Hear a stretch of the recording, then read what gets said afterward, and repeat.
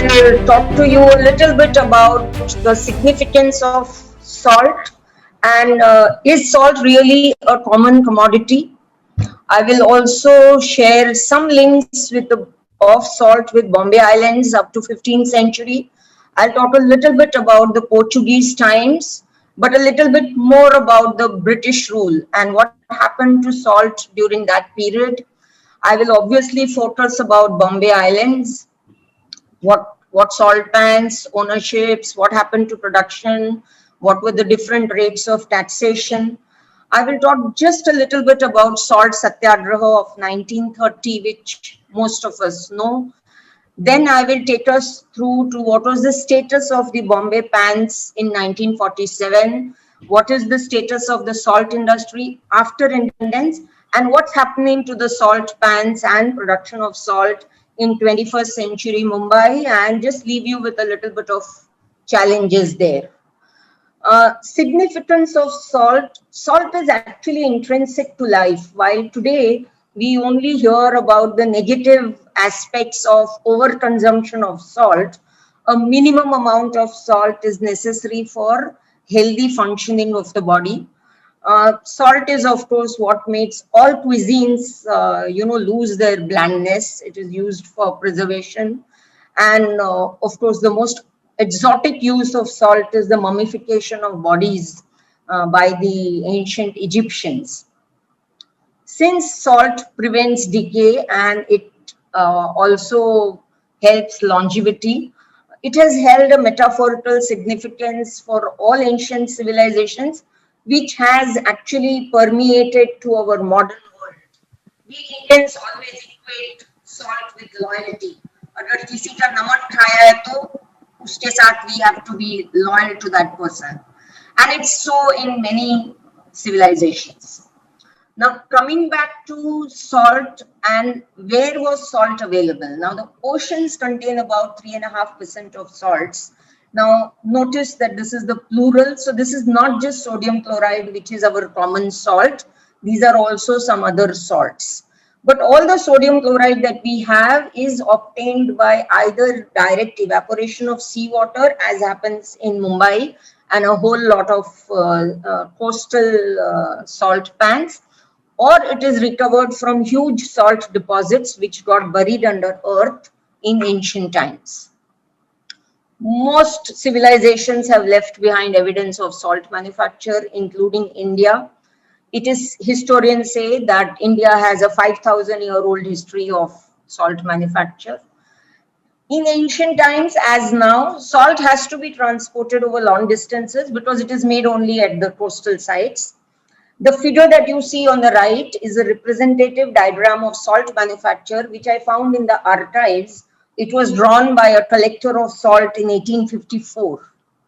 And it's very similar to what happens today. Is salt abundant or scarce? If you ask us today, we'll say it's abundant. Where's the scarcity?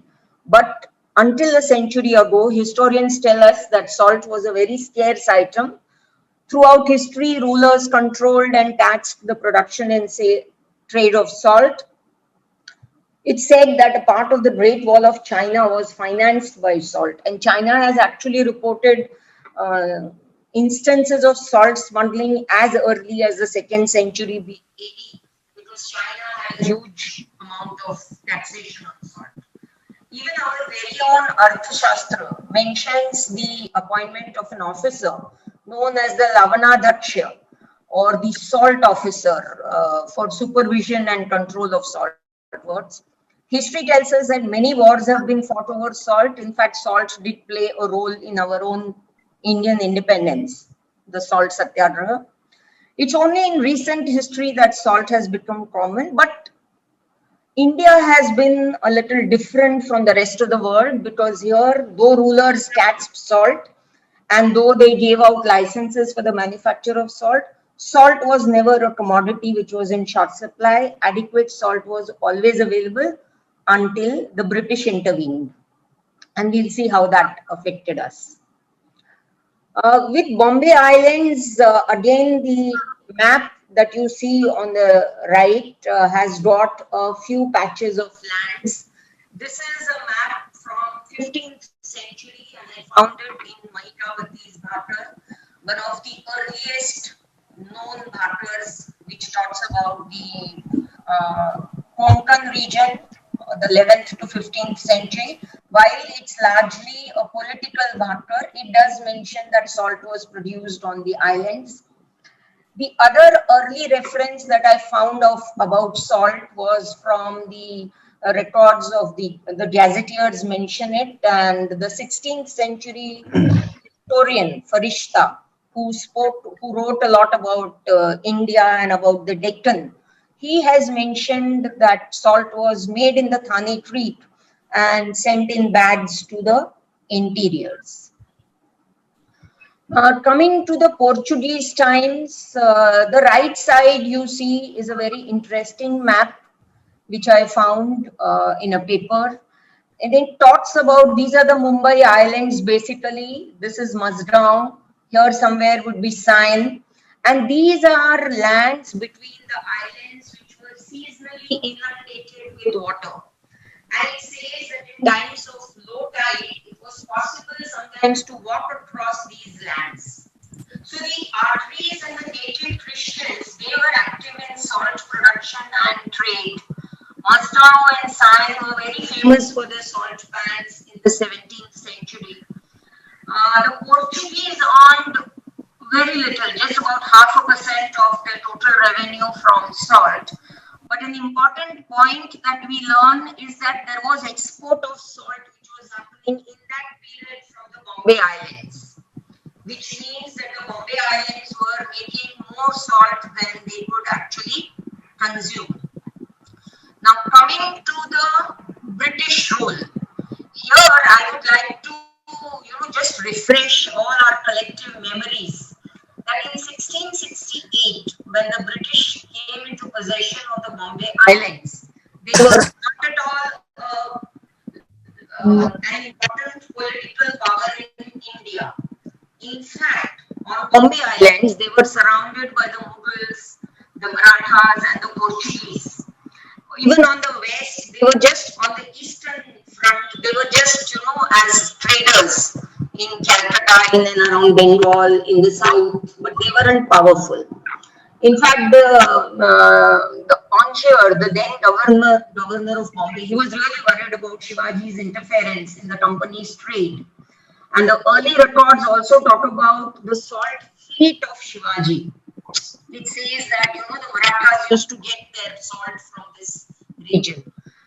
Today we think of Bombay as the most connected place in the world, not just India, but at that point of time they were totally cut off from the mainland, and sea was the only point of contact with other lands. The chief produce of Bombay Islands were coconut and salt, and the British exploited salt. One of the other things that I hope to show you in the rest of this presentation is that the fortunes of salt on Bombay Islands were actually interlinked with salt in other presidencies, with salt in the inland, the inland salt manufacturers, and even World War II had an impact on salt in Bombay pans. This continued, the exploitation of salt continued throughout British rule, and the Salt Satyagraha, of course, turned India into a symbol of everything that was wrong about the British rule. And many historians say that it gave legitimacy, that the Satyagraha gave legitimacy to the freedom struggle of Indians. Talking about the early British rule, I'll cover the period from 1668 to 1837. And why 1837, an odd figure, I'll explain at the end of these 3-4 slides that I have on this subject. So the salt production, given the situation, they did not really interfere with the production of salt. They wanted it to continue. There were some pans owned by the government, others owned by private people, and production continued. In the company-owned salt pans, the early records mention that the pans were in charge of Portuguese stewards, obviously a carry forward from Portuguese times. And the later records refer to company carpoons. Carpoons, as we all know, is a Marathi word for clerk. They also say the earlier records do not mention what was the ratio of the split of the salt between the company and the workers, but the later records do tell us that it was almost equal. Again, the salt pans need repair, the embankments need to be rebuilt every year because they get washed off in the monsoons. Now, these costs were split equally between the company and the workers. But I have found cases where, either it was borne completely by the company or completely by the workers. So the owners of the private pans, they paid only a ground rent to the company, which was extremely small. And the company was not supposed to have anything to do with the manufacturing and sale of the private pans. But we'll see also how the company tried to change that. The salt workers were mostly Adris, some Kolis, and East Indian Christians or native Christians. And the owners of the private pans were known as Shilotris. They were Prabhus, they were sometimes East Indian Christians, and they were also Mohammedans. Now, the native terms which are used, they keep changing, and I will try to show you how the different terms were. Sometimes I haven't used them because it unnecessarily confuses the whole thing. In the before this period, we do not really have an account of how much salt was produced in the pans. But I found in 1820s, the collector, for example, of land revenue on Bombay has left a record which says that about 200 to 250 rash per annum was produced on the government-owned pans on Bombay Islands, and the average revenue that the government earned was about 13,500 rupees. Now, at the rate of conversion, which I indicated here, the production was around 8 to 10,000 tons. The selling price at the pans was around 120 rupees per rash. Now, this is again in the 1820s, which was around 1 anna and 9 pies per mound. And 1 mound, this is the Indian mound, which was standardized, is equal to about 37 kilos. So 3 mounds is equal to roughly a quintal of salt.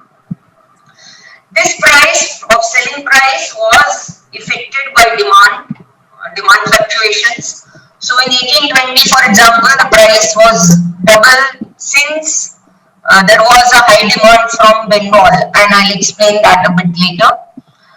Many grades of salt were produced on Bombay Islands. The pure was known as the Krupa salt. This was very white, very pure, and it was almost powdery. And this had a lot of demand in interiors, in the Nizam's territories, in the Deccan region like Sholapur, and also in the southern native states of Cochin and Travancore. The other thing at that point of time was that the workers at the pans, of course, carried home salt for themselves, the villagers living nearby the pans, the fishermen who used salt for curing of fish. All these people almost got free salt. 80% of the salt produced in Konkani pans in the 1820s was exported to South Konkan, Malabar coast, as I told you, for use in Madras Presidency, as also Cochin, Travancore, and Bengal. In Bengal, what had happened was that after 1757, the British had slowly got a monopoly there, and they had curtailed the production of salt, and therefore Bengal had to import salt from Bombay. Now here we find this phrase import and export is actually used just outside. If it was outside the territory, it's called export. Workers in the company pans had to sometimes bear the coolie charges. So this is how the company started exploiting people and salt. Captains of European ships carried salt as ballast to Calcutta. And the company used its control over the movement of ships in the region to ensure that their salt was shipped first, to the detriment of merchants from other nearby islands who also complained about. So these are some of the details that I thought would be interesting to share with you as to how they show competition and company influence when a large corporate with power is against the small manufacturers. then how does it impact on small traders? Something that we see today also. While the company allowed manufacturing to continue, it imposed many restrictions on export and salt, including the private bans, with two objectives. One, it wanted to enhance its revenue, and second, it wanted to control or cut off the supply of salt to the Marathas by the private salt pan owners. It increased the duty on export of salt, and it put restrictions so that it could sell salt first and then only the private owners could sell their salt. It also farmed out the produce of all the salt pans and established a monopoly on sale for local consumption. In the interest of time, I'll skip some of this. But at the same time, in the 18th century, the company was still worried about having people come and settle on Bombay Islands. We all know that they used to give many incentives for people to come and settle. So when the people complained about the contractors not giving them pure salt, charging them high, they did take a lot of actions against that. They fixed the selling price of salt in 1758, and this price was maintained till almost 1837. But even after 1818, when they became the dominant power in the West, and when the Marathas were, just almost spent force, they still did not ease the selling restrictions. These were eased only after the imposition of the excise duty, and that's why I stopped. I had this session from up to 1837. Post 1837, they implemented an excise duty. Now, they had been thinking about the duty on salt for quite some time because they already had a monopoly on salt in Calcutta and Madras. Here they wanted a monopoly which was turned down by the court of directors because they said that we don't want people to think of us as a bad Raj. Finally, an excise duty of 8 annas was imposed in 1837. Now, this excise duty was much lower than the 3 rupee tax which was there in Bengal and the 1 rupee something which was there in Madras. But it was still very high for Bombay because Bombay salt was about 1 anna at the pans. A number of precautions were taken to ensure that all the salt paid tax. In the first 2-3 months after they imposed the salt excise duty in August 1837, salt manufacture and trade stopped. And so they were very worried and they took a lot of actions. In the Bombay Island salt pans, they assigned their entire share to the workers for a period of 1 season. They gave some free salt to the fishermen for curing fish. But at the same time, they retained their power to farm the manufacture and sale of salt from their pans. And they continued this practice till independence, and they also encouraged the setting up of large private pans on Bombay Islands. Some figures, some details about the Bombay salt pans. So from 1837, we do have idea of the production of company-owned and others and private pans together. So in 1837, there were 17 different salt pans and scattered over a 3-mile length from Shivdi to Bhandup, and they produced about 436,000 mounds, about 16,000 tons of salt. They started shutting down salt pans which produced less than 5,000 mounds annually because it was difficult to supervise and control that and ensure that every mound of salt paid duty. By 1872, the number of the production of salt had increased by about 50% from 16,000 to 24,000. The number of salt pans had increased from 17 to 21. Post 1870s, we see a lot of action on increasing salt production in Mumbai and around Mumbai. And this again You have to wait a little bit. I'll explain why it was so. So in 1889, they organized two new private works were opened on the islands. In 1890, 263 acres of land was granted in perpetuity to Khan Bahadur Wadia. Um, in 1908, there were 23 salt works within this Wadala, that is Matunga Taluka. There were only five which belonged to the government and the rest belonged to private persons with limited rights. Some of them had been given on 99-year leases in 1890s, which means those leases would have expired somewhere in 1990s after the independence. And I found some names there, you know, Rustam G. Salt Works, and so on. In 1908 to 1999, we can see the amount of production at these works had increased to 9,65,000 mounds, right? And the revenue was almost 9 lakh rupees. So by this time, the revenue from Bombay was 25 lakhs. In 1837, that revenue had been somewhere around 20,000 rupees, and it was now 25 lakhs. So we can see the kind of increase in production on Bombay Islands that the Britishers allowed. This is taking you back to about 1850s or so, where the government did not want to get into the selling of its salt directly.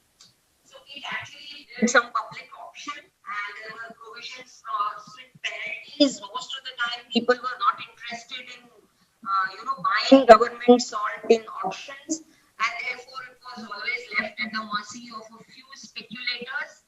It realized lower value for its salt compared to private salt, and I found many cases at that time where it took the traders to Supreme Court, and this phrase which you see there did not have jurisdiction over the issue.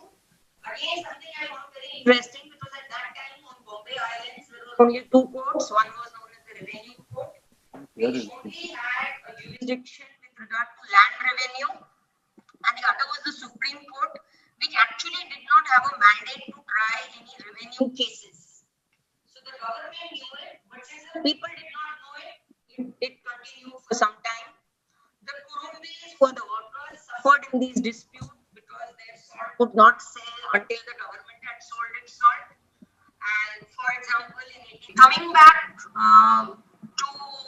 salt pans again, and I'm just sort of now taking us a little beyond Bombay Islands. So in this map here, which is from 1851, these are the Bombay Islands, and these regions, Wasim, Somerset, Karanja, these are the ones which were very favorable from a topographical point of view for manufacture of salt.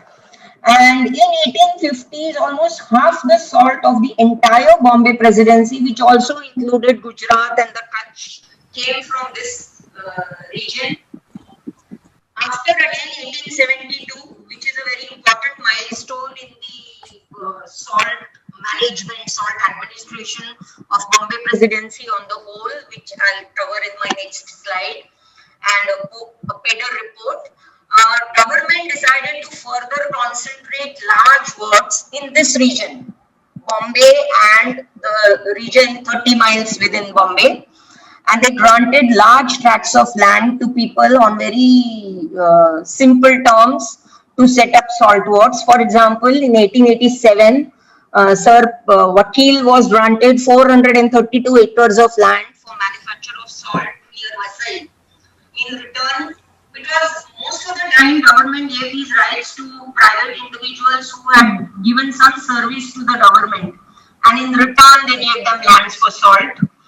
Now this is a very interesting case, because in 2016 the Sir N.P. Vakil Trust won its case in the High Court about ownership of this land, which was in dispute with the government of the day. This is now a general view of the salt department in Bombay. It was not just collecting excise, it took decisions about where the salt works should be.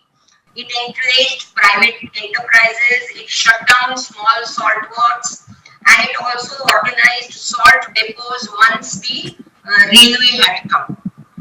And unlike, as the previous slides would have shown, unlike the Bengal and Madras presidencies, where the company monopoly either stopped or threatened salt production, the salt trade actually thrived in Bombay presidency, as we've seen. Bombay never had to depend on import of salt.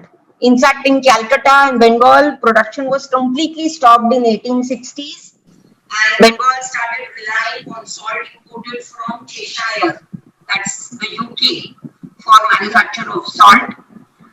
In the 1890s, I was saying that one of the things that happened was salt manufacture increased considerably because the Bombay manufacturers started producing more for Bengal. The Cheshire salt became economically less attractive, and some of the Bombay merchants, in fact, even set up salt works in Aden for export to Bengal.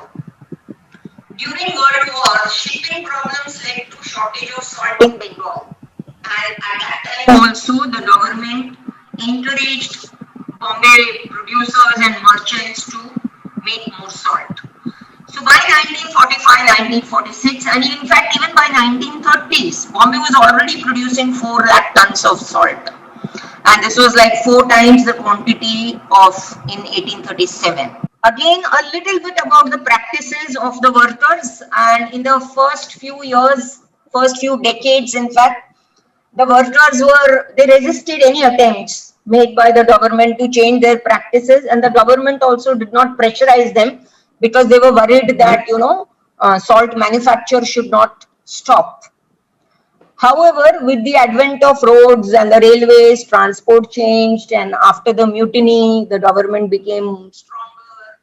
So slowly, some practices changed. And when I come to my last slides, talking about the 21st century Mumbai, I'll show you how some practices did not change at all. Salt, which was exported to Malabar and Bengal, moved on boats, and over a period of time, square-rigged vessels were brought in so that smuggling could be stopped. On the narrow gauge railway was used to transport stock. Banjaras, of course, had never come to Bombay banks, but then Bombay salt used to be exported by boat to the South Konkan region, from where Banjaras used to take it across the Ghats. Now that stopped and the railway transport started. Smuggling of salt. Now this was actually a surprise to me when I first started my salt research. About 4 years back, I came across this phrase and I was very intrigued, and that's how I looked at salt a little bit more. So they were very anxious about salt smuggling because salt smuggling was known in China, it was known in France, it was known in Britain. So they also, and it had started in Bengal when they established the monopoly, so they were very afraid about it. And throughout the period that I looked at, they keep on talking about salt smuggling. Some of them believed that, more salt was smuggled, and some said fishermen used only smuggled salt. Some said that Bombay used only smuggled salt. The others said it was not so. So there was a lot of debate, discussion, and a lot of activities taken to control smuggling. Now this is the report that I was talking about, Mr. Pedder. Incidentally, the Pedder Road in Bombay is named after this officer. He did an extensive study of salt administration in the Bombay presidency around 1869, and he submitted a report in 1870 in which he said that Bombay city uses only smuggled salt, and that the 31,000 mounds that is exported from Bombay is also all smuggled. No duties paid over there. And he suggested a lot of actions which were then, some of them were implemented. One of them was that the small salt works were stopped and bigger salt works were established. On the smuggling front, I'm again taking you back a little to the 1850s, and I'll talk a little bit more about the seas here.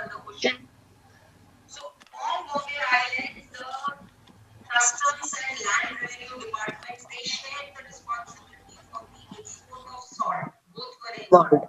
So until the salt left the pans, it was the responsibility of the land revenue department, and once it was on the open seas, it was the responsibility of the customs department.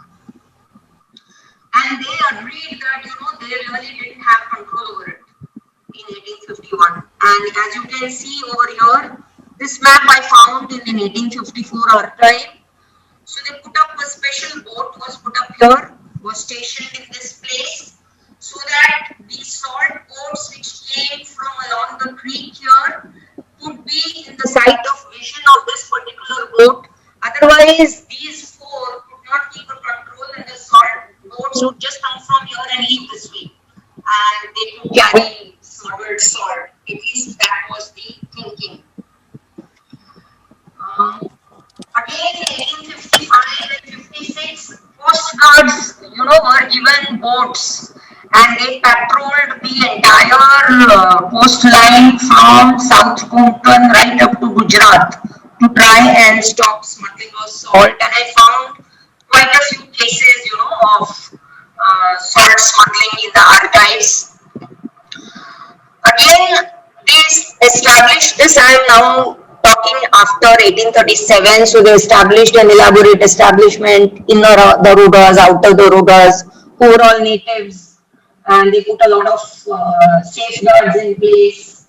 They put a lot of controls in place to stop smuggling, but then they said that they really couldn't do it. There were stringent punishments, including not only confiscation of the salt, but of the carriage also, including bullocks and carts and ships. So I found a case in 1870 where a couple of ships which were alleged to be carrying some smuggled salt from Bombay to the Ratnagiri coast. The ships were also confiscated, and in fact the owners of the ship went right up to the High Court to fight their case. So many such cases are there in the archives. Somewhere in 1778, you're seeing this last statement, which I'll explain in the next slide. Equalization of salt tax across the country and a complete stop also could not end smuggling completely. Now this is a summary of the different rates of tax which were there in Mumbai, in Bombay presidency from time to time. Salt was used by the British government as an avenue for revenue collection. So every time they had need for more revenue, they would just increase the salt tax. Now till 1878, there were different rates of salt tax in the northern province, in Calcutta, in Madras, and in Bombay presidency. Bombay was normally the lowest, with Calcutta being the highest. North province was almost equal to Bengal, and Madras was almost equal to Bombay. So the tax, which was 8 annas in 1837, was increased to 12 in 1844, 1 rupee in 1859, 1 rupee 4 annas in 1861, 1 rupee 8 annas in 1864, 1 rupee 13 annas in 1869. All this while Bengal was 3 rupees and quarter anna, I think. Different rates were considered to be the main reason, and during this period there was something known as a hedge, which was like 2,300 mile long physical barrier, 14 feet high, which stretched across the country, from north to south, to stop the cheaper salt from the western region moving into the north and east, which had high tax rates. And the government had a huge expenditure on that. That's a different story altogether. So the gist of it is that in 1878, the Governor General, or the Bombay, the British government of the time, decided to adopt a uniform salt tax policy, and the tax in Bombay was increased to 2 rupees and 8 annas. A monopoly on manufacture and salt of sale was established throughout the country, and the salt in Bengal and northern provinces was slowly brought down to the same level. under the purview of this monopoly.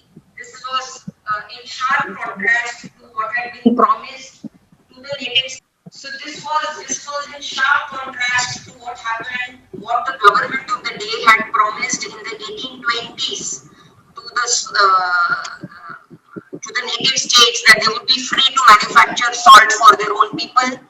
Now, salt manufacturing was abolished in most of the states, and wherever it continued, like in Jaipur or Baroda, they were brought under the purview of the monopoly. After 1882 or so, as the financial situation of the Britishers sort of improved a little, and as they started charging income tax and as other avenues of salt tax was there, and also the salt tax was much maligned tax all over, I mean, especially in the UK, there was a lot of protest against the salt tax in India, which had been there from much earlier, of course. In 1930, the salt tax was actually not the highest. It was 1 rupee 4 annas, half of what it was in 1878.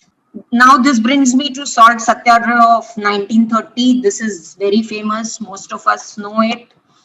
One of the things that I found in the records was that, the British press, the British government in the UK, as also in India, and also the other political leaders from the Congress like Nehru, Patel, none of them was actually on board with using salt as a symbol for this, for this satyagraha which was to happen, for this non-cooperative movement which was to happen in 1930.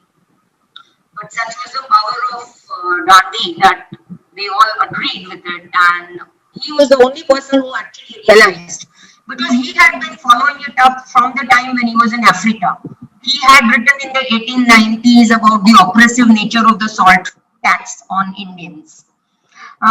I just have this one slide about it because this is better known. Many people in Bombay, they participated and people made salt on the beaches. So many were arrested. This particular freedom movement also saw increased participation of women. I couldn't find a very good picture for that, so I thought I'll share with you this image of Chopati, which is from the 19th century. Takes us into golden times. With this, I'll come to the times of independence and focus on Bombay Pans again, Bombay region again.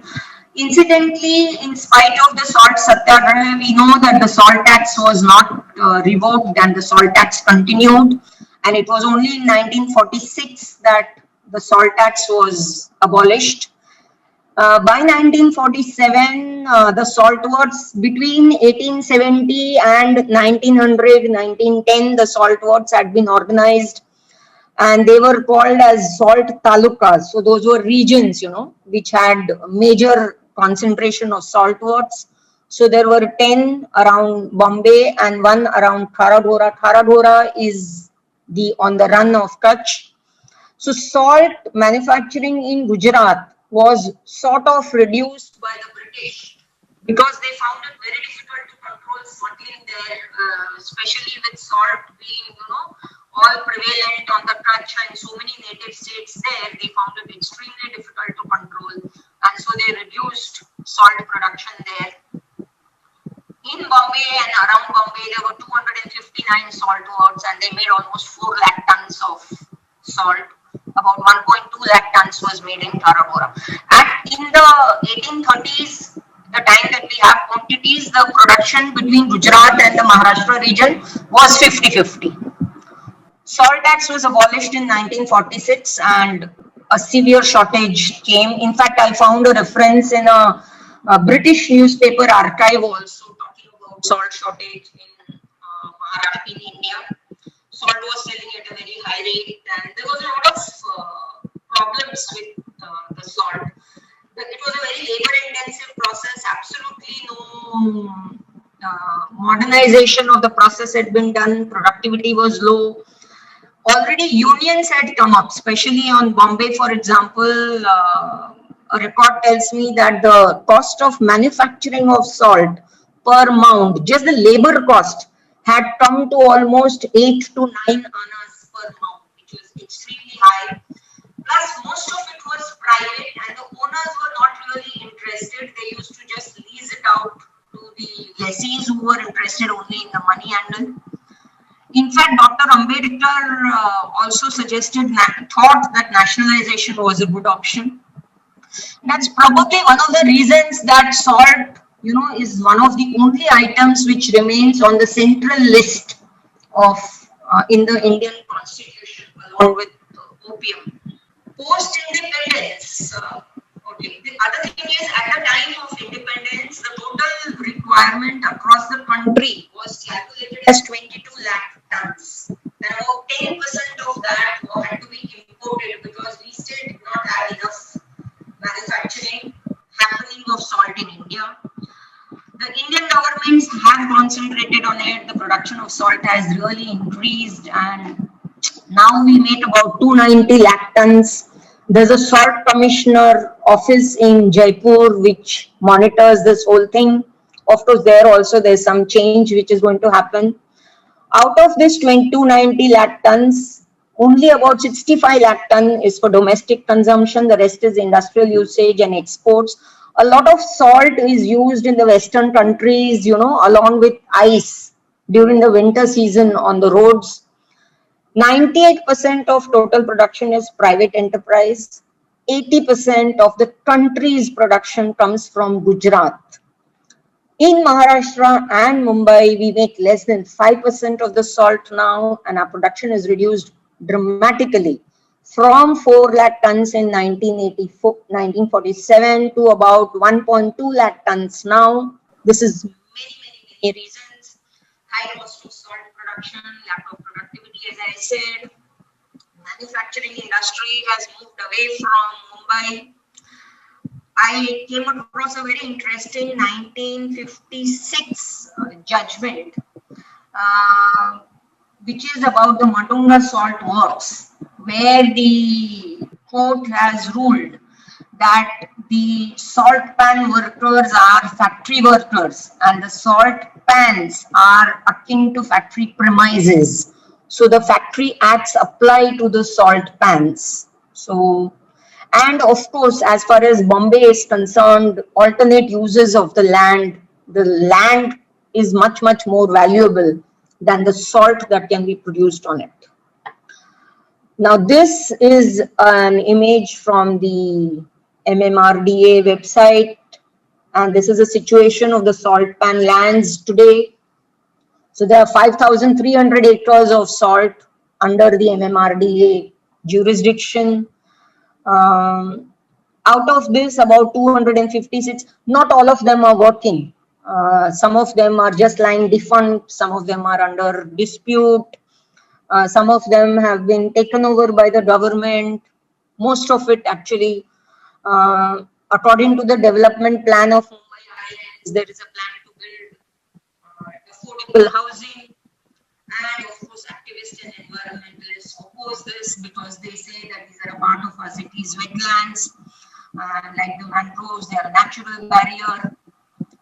A lot of it is actually already, been taken over. The salt pan lands have been taken over for various development projects of the government. Salt production, as I said, has come down. It's 1,30,000 is happening in the whole of Maharashtra. In Mumbai, it's just 12,000 tons. It's no longer the hub of salt production. Workers are moving away. So some, who are able to, there are agri people who have gone abroad in software, hardware, anything that we can think of. People have moved away for better lives. What are the challenges?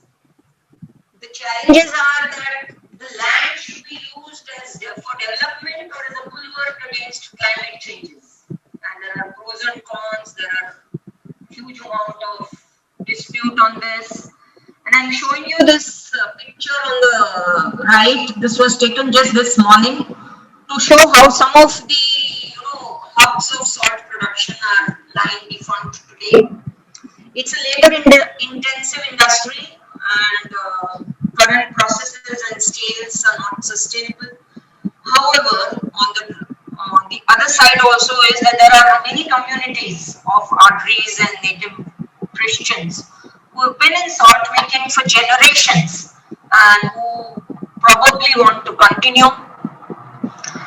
What I would like to do as I end my presentation is, while I have shown you this sort of, I would say not very rosy, but a realistic picture of the current status of the salt industry on Bombay Islands, I would like to show you some positive work of what's being done by some of these communities that I spoke about.